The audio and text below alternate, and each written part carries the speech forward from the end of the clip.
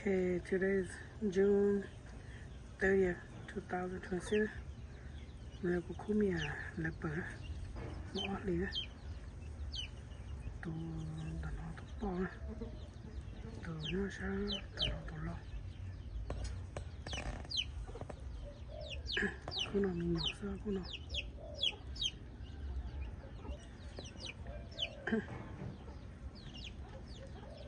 Tận nó tụ bỏ á.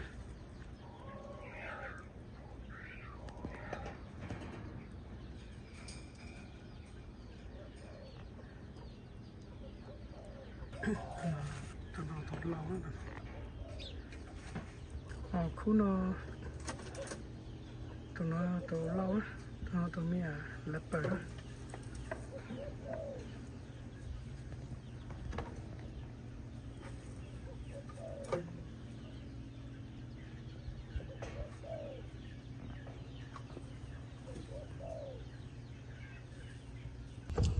tụi nó tụi mía thay á tụi phí mía thay á tụi nó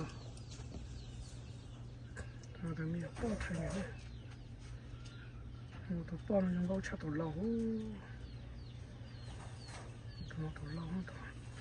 tụi lâu lẹp bẹ tụi lâu nó nói nhưng mà nó tụi bỏ nè tụi bỏ thì mà cái liền quá nè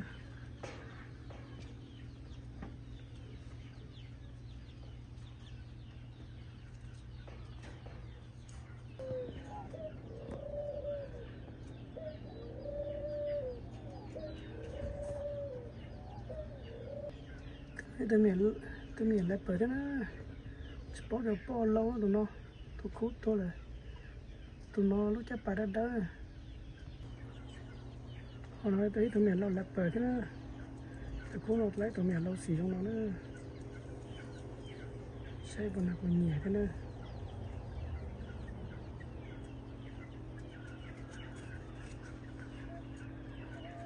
nó ta tỏ một cái lì nó tụi nó ra này tụi sister đó tụi nó